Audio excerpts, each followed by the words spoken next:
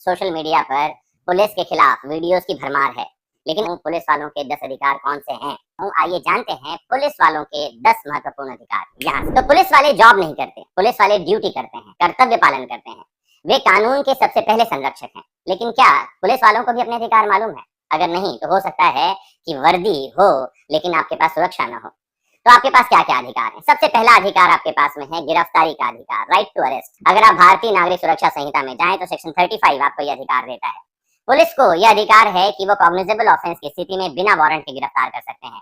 ध्यान रखना है, अपराध होने के पहले भी पुलिस गिरफ्तार कर सकती है कॉग्निजेबल ऑफेंस के निवारण के लिए। कहीं ऐसा जरूरी नहीं है कि अपराध होने के बाद ही पुलिस वाले पहुंचे, लेकिन शर्त है कि गिरफ्तारी न्याय संगत होनी चाहिए, उचित आधार पर होनी चाहिए। और गिरफ्तारी के जो गाइडलाइंस हैं डी के बासु में और अवनीश कुमार केस में सुप्रीम कोर्ट ने गाइडलाइंस दी हैं, उनका पालन करना है।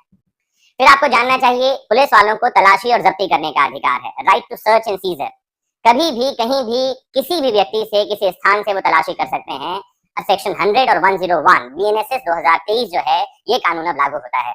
तो पुलिस को किसका तलाशी लेने का अधिकार है? कोई संदिग्ध सस्पेक्टेड है, घर है, वाहन है, व्यक्ति है, आपत्तिजनक वस्तु को जब्त करने के लिए पुलिस वाले किसी भी कार, घर, जगह की तलाशी ले सकते हैं।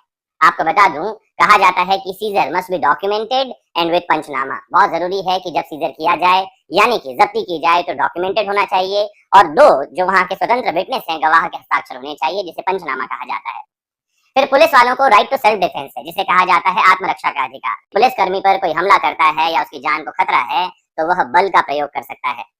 पुलिस वालों को शस्त्र रखने का अधिकार होता है, right to carry arms under police rules and arms act 1959।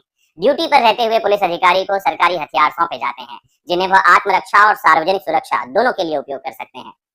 फिर एक महत्वपूर्ण अधिकार है पुलिस वालों को, वह है राइट टू इंटरोगेट, पूछताछ और जांच करने का अधिकार। सेक्शन बीएनएसएस के सेक्शन 180, 181 इन धाराओं में आ गया है। तो पुलिस को जांच के दौरान गवाहों और अभियुक्तों से पूछताछ करने का अधिकार है, बशर्ते बीएनएसएस जो भी नया कानून है उसमें दी गई प्रक्रिया का पालन करना होगा और ये सही तरीके से किया जाना चाहिए। फिर पुलिस वालों को एफआईआर दर्ज करने और बिना मजिस्ट्रेट के ऑर्डर के किसी को गिरफ्तार करने और साथ ही इन्वेस्टिगेट करने का भी अधिकार है। एफआईआर दर्ज करने का अधिकार 173 बीएनएसएस 2023 देती है। पुलिस कर्मचारियों अधिकारियों को ये अधिकार दिया गया है कि वो किसी भी संज्ञेय अपराध की रिपोर्ट लिखेंगे और जांच प्रारंभ करेंगे। अनदेखी या इनकारी पर संबंधित अधिकारी के खिलाफ कार्यवाही हो सकती है, ये ध्यान रखना है। फिर प्रोटेक्शन एज पब्लिक सर्वेंट, सरकारी सेवक के रूप में भी इन्हें संरक्षण दिया जाता है। पुलिस अधिकारी को ड्यूटी के दौरान किए गए कार्यों के लिए गवर्नमेंट सेक्शन के बिना अभियोजित नहीं किया जा सकता, उनके खिलाफ कोई मामला नहीं चलाया जा सकता। मतलब ये पुलिस अधिकारी अगर केंद्रीय सरकार के कर्मचारी हैं तो केंद्रीय सरकार की रिटन परमिशन चाहिए होगी और राज्य सरकार के कर्मचारी हैं तो राज्य सरकार की रिटन परमिशन चाहिए होगी। ऐसा किए जाने के बाद ही इनके खिलाफ कोर्ट में कोई मामला चलाया जा सकता है, अदरवाइज इनके खिलाफ कोर्ट में कोई मामला नहीं चलाया जा सकता। फिर पुलिस अधिकारियों को पदोन्नति और वेतन संबंधी अधिकार है, right to promotion and pay as per police service rules and pay commission. हर पुलिस अधिकारी को योग्यता अनुसार पदोन्नति, भत्ता और समय समय पर वेतन पाने का अधिकार है। फिर इनको अधिकार मिलता है right to health and insurance का अंडर गवर्नमेंट स्कीम, स्वास्थ्य और बीमा का लाभ। तो पुलिस अधिकारियों को सरकारी अस्पतालों में प्राथमिकता दी जाती है, स्वास्थ्य बीमा दी जाती है और ड्यूटी के दौरान घायल होने पर मुआवजा भी मिलता है। इस आर्टिकल 21 के तहत इनको राइट टू लाइफ का अधिकार है।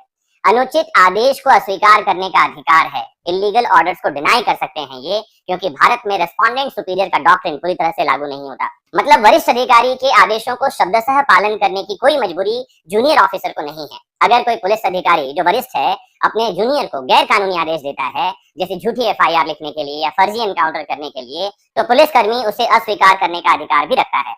ऐसा आदेश पालन करने पर अधिकारी स्वयं भी दोषी माना जाएगा और पालन करने वाला भी दोषी माना जाएगा। तो पुलिस को सिर्फ कानून लागू करने का हक नहीं है, बल्कि खुद को कानून के दायरे में सुरक्षित करने का भी हक है। अगर आप पुलिस में हैं तो ये 10 अधिकार आपकी इज्जत, नौकरी तीनों से संबंधित हैं, जिनको आपको जानना चाहिए। मुझे उम्मीद है कि आज के इस वीडियो से आपको बहुत अलग तरह की कुछ जानकारी मिली होगी और उम्मीद ये भी करता हूँ कि ऐसी ही और जानकारियां आप पाते रहना चाहेंगे। नमस्कार, जय हिंद।